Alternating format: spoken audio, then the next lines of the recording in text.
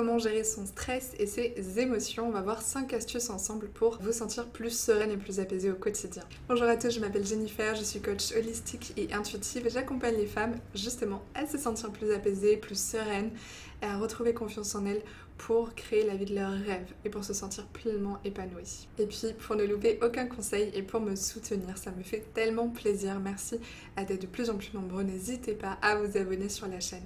Le stress, l'anxiété, les états émotionnels désagréables sont des choses que l'on peut vivre tous, soit au quotidien, soit dans des périodes de vie. Et ça dépend aussi du tempérament de chacun.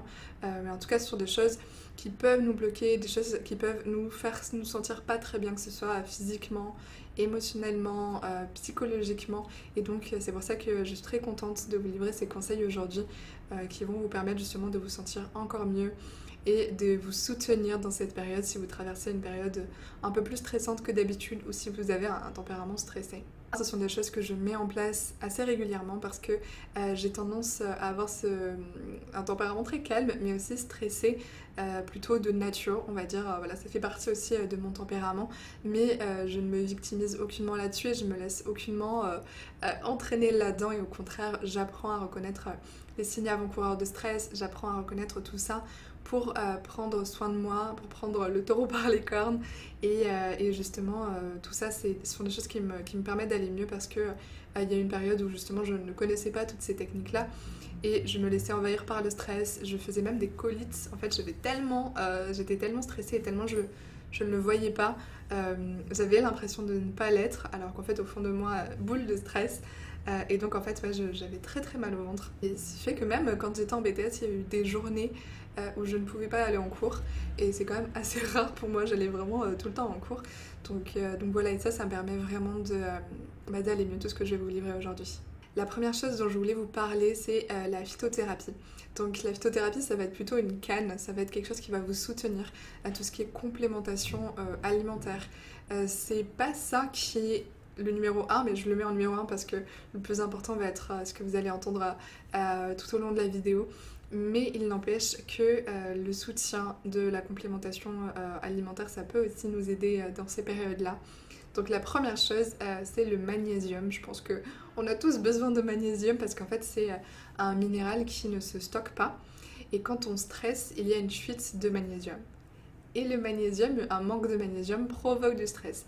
Finalement c'est un cercle un peu pas terrible dont on aimerait bien s'en sortir, et donc la complémentation aide justement à se sortir de ce cercle-là. Ce que je préfère en tout cas, donc c'est vraiment à titre personnel, je parle pas beaucoup de complémentation ou de phytothérapie bien que je sois formée à la naturopathie parce que c'est aussi assez personnel et ça c'est propre à chacun et il y a parfois des contre-indications. Donc moi ce que je vous conseille ce sont des choses qui sont voilà, sans effets secondaires ou sans risque on va dire. Toutefois je vous conseille quand même de vous référer à des professionnels de santé, des naturopathes, etc. pour être sûr si jamais vous avez un doute. En tout cas le magnésium c'est quelque chose qui fait beaucoup de bien, qui permet d'avoir un meilleur sommeil, qui permet d'être plus détendu physiquement et d'apaiser votre stress. La deuxième plante c'est la rhodiole, la Rhodiola rosea, qui est une plante adaptogène. Donc adaptogène, ça veut dire que ça va vous aider à vous adapter aux situations. Donc ça peut être des situations, des périodes que vous traversez qui sont stressantes, ça peut être des changements de vie aussi, parce que tout changement procure du stress, parce que votre organisme doit s'adapter. Ça peut être pendant les périodes de déménagement, si ce sont des périodes qui sont inconfortables et stressantes pour vous. Ça peut être si vous avez des examens. Je sais que dans beaucoup de mes clientes, il y a des personnes qui sont en reconversion professionnelle. Donc justement, pendant les périodes d'examen, je sais que quand j'étais en formation de naturopathie, il y avait beaucoup de personnes, enfin quelques-unes en tout cas, qui prenaient la rhodiole avant les examens.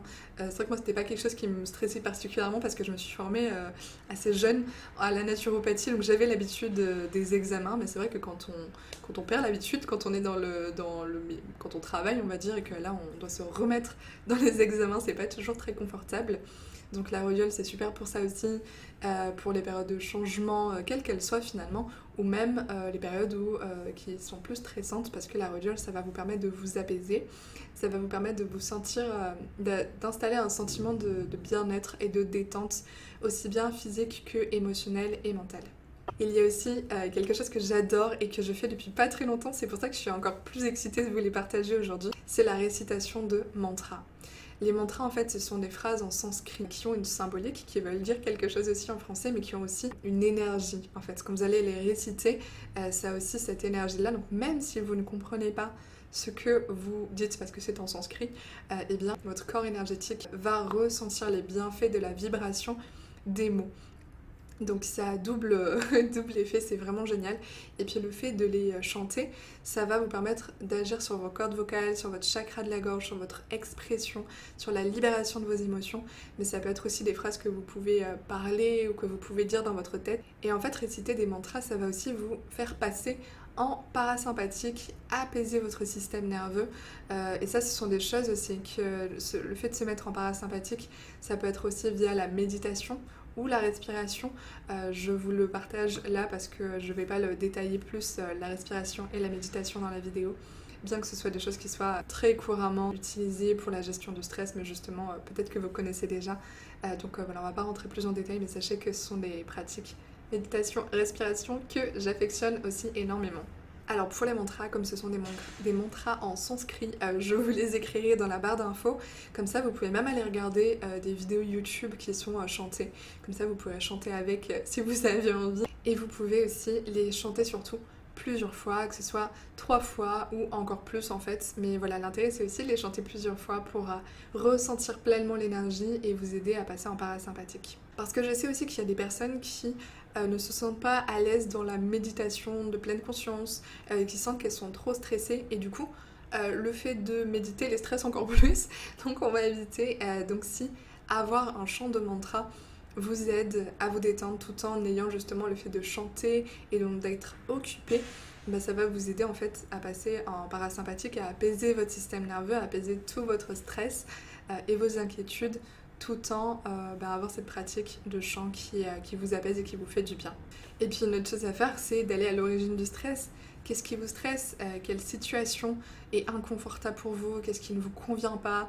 Est-ce que c'est les informations? Est-ce que c'est au travail? Est-ce que c'est vos enfants, votre couple? Qu'est-ce qui vous stresse? Et comment est-ce que vous pouvez diminuer, voire supprimer l'origine du stress? Parce que c'est chouette d'avoir des outils pour justement ne plus stresser, pour se détendre, pour s'apaiser. Mais si on peut aller à l'origine et l'enlever, c'est encore mieux. Je sais que c'est pas toujours possible. Si par exemple votre travail vous stresse, eh bien vous pouvez vous communiquer avec vos collègues, communiquer avec vos supérieurs, mais je sais que c'est pas toujours possible de faire les choses comme on souhaiterait.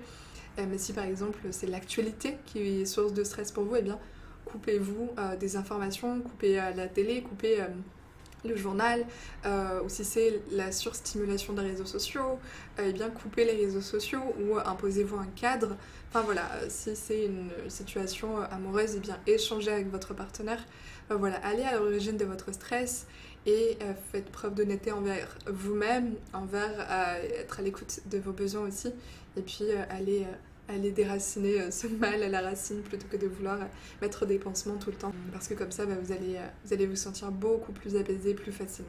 Et puis comme je sais que c'est pas toujours facile, qu'on se sent parfois aussi démuni par rapport à ça, je vous invite à ce qu'on se fasse un appel découverte pour qu'on échange autour de ça, autour de votre situation, pour voir si le coaching Sunrise que je propose serait adapté à vous, parce que c'est un coaching holistique dans lequel je vous partage des clés pour vous sentir plus apaisé, plus sereine, plus confiante, malgré ce qui peut se passer dans l'environnement extérieur. Donc voilà, retrouvez les clés de votre bien-être et aussi libérer ce qui vous empêche parfois d'accéder à cet état de détente, à l'acceptation et à la bienveillance envers vous-même. Je vous mets le lien de contact dans la barre d'informations. On échange en fait pendant à peu près 30 minutes ensemble avant de se lancer dans l'accompagnement. C'est sans engagement et c'est gratuit. On partage toujours un très très bon moment ensemble, un moment d'écoute. Et puis dernier point, qu'est-ce que ferait l'amour? Demandez-vous, qu'est-ce que ferait l'amour dans cette situation? Parfois, eh bien, on n'a pas d'autre choix simplement que d'accepter la situation, accepter nos émotions, accepter notre stress, accepter les événements. Ça nous aide à avoir moins de résistance et donc de moins souffrir, de reconnaître notre douleur, mais de moins souffrir parce que c'est la résistance à l'événement qui provoque la souffrance. Donc, accepter et de ce fait, eh bien, les choses peuvent se dénouer aussi plus facilement. Et ça va aussi vous permettre de, pourquoi pas, passer à l'action et mettre un premier pas vers votre bien-être, vers le fait de sortir de cette situation qui est inconfortable. Et puis faire preuve d'autocompassion envers vous-même, reconnaître l'émotion qui est là, reconnaître la colère, reconnaître la tristesse, reconnaître aussi si vous vous doutez et valider cette émotion-là, mettre des mots dessus et prendre conscience de notre situation émotionnelle aide à désamorcer l'émotion, aide à ce que ce soit aussi plus facile pour l'accepter et lâcher prise et la laisser partir. Et puis aussi reconnaître que votre douleur est légitime parce que quand on se cogne, on reconnaît qu'on a mal et on va pas dire non, je n'ai pas mal. On reconnaît qu'on a mal. Et c'est de la même façon en fait émotionnellement, reconnaissez en fait que vous avez mal en fait. Et ça ne fait aucunement de vous quelqu'un de moins bien, ça ne fait aucunement quelqu'un de vous de moins intéressant ou de moins accompli. En fait la douleur fait partie de l'humanité, donc reconnaissez quand vous avez mal au cœur aussi, parce que vous pouvez avoir mal physiquement, mais vous pouvez avoir mal émotionnellement et ça fait de vous quelqu'un d'humain en fait, tout simplement. Donc reconnaissez votre douleur et apportez-vous de l'amour par rapport à ça. Et puis choisissez l'amour plutôt que la peur. C'est pour ça que je vous partageais cette question-là. Qu'est-ce que ferait l'amour ? Cette question-là aussi vous rend responsable et vous redonne votre souveraineté. Parce qu'on peut agir de façon automatique et c'est souvent comme ça le cas.